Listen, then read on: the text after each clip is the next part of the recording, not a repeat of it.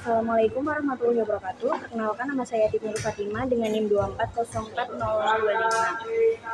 Pada kesempatan kali ini saya akan mempresentasikan hasil simulasi program yang saya buat menggunakan LD Micro dan kemudian saya uji menggunakan Proteus. Tujuan dari simulasi ini adalah untuk memastikan bahwa logika program yang telah dibuat dapat dijalankan dengan benar oleh microcontroller sebelum diterapkan pada perangkat keras yang sebenarnya. Sebelum masuk ke simulasi, saya akan menjelaskan terlebih dahulu mengenai program yang dibuat pada LD Micro. LD Micro merupakan software yang digunakan untuk membuat program microcontroller menggunakan bahasa leader diagram. Lalu bahasa ini itu memiliki tampilan yang menyerupai rangkaian relay sehingga lebih mudah untuk dipahami, terutama untuk sistem kontrol dan otomasi.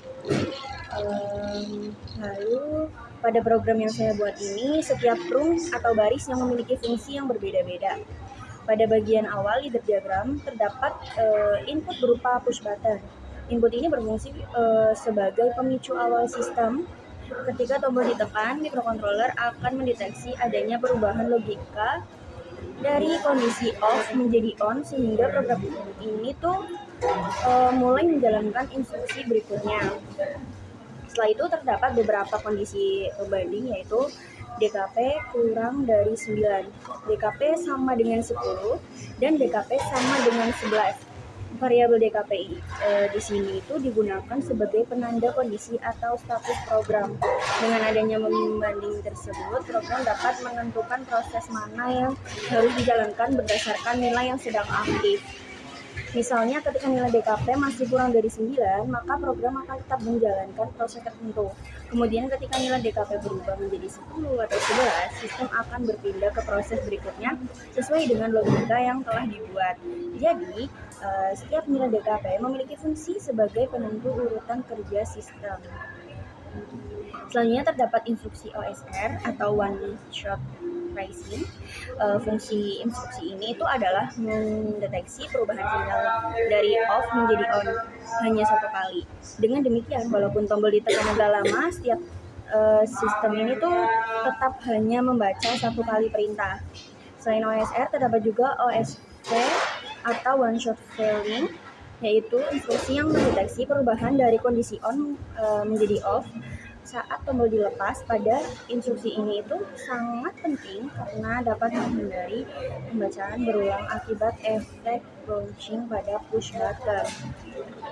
Berikutnya terdapat banyak instruksi MOV atau move. Instruksi ini tuh digunakan untuk memindahkan nilai dari satu variabel ke variabel lainnya. Pada program ini terlihat beberapa data seperti C data 0, C data 1, C data 2, serta C data 3 hingga C data 4 dipindahkan ke register atau variabel tujuan. Proses pemindahan data ini bertujuan agar setiap nilai yang telah diperoleh ini dapat digunakan pada proses berikutnya, misalnya untuk ditampilkan, dihitung, maupun disimpan sementara. Dengan menggunakan MOV, pengelolaan data menjadi lebih terstruktur dan lebih mudah diproses oleh microcontroller. Kemudian terdapat variabel detik dan menit. Kedua variabel ini tuh digunakan sebagai pencatat waktu pada sistem.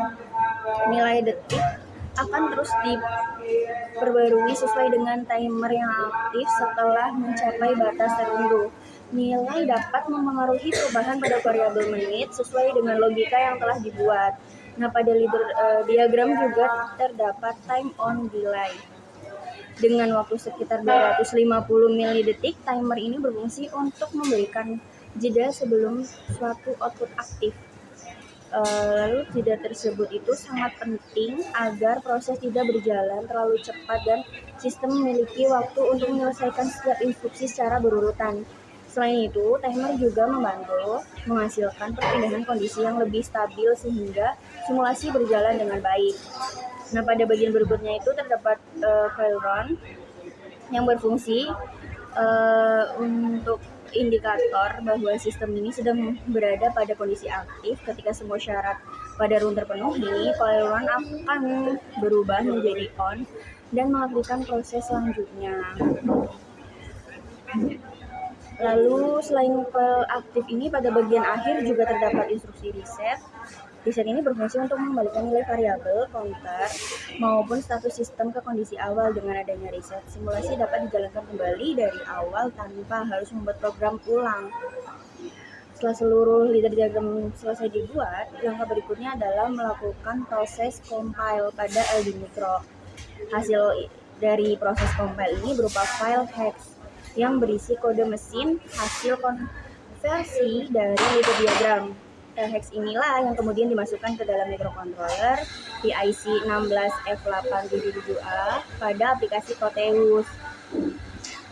Lalu selanjutnya saya akan menjelaskan hasil simulasi pada Proteus ini. Rangkaian yang telah disusun menggunakan microcontroller PIC 16F877A beserta komponen input dan output yang diperlukan.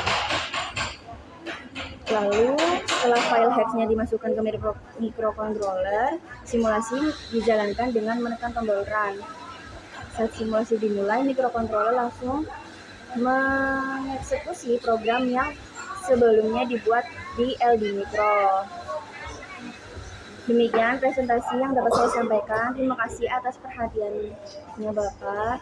Apabila terdapat kesalahan dalam pelafalan kata, mohon maaf. Assalamualaikum warahmatullahi wabarakatuh.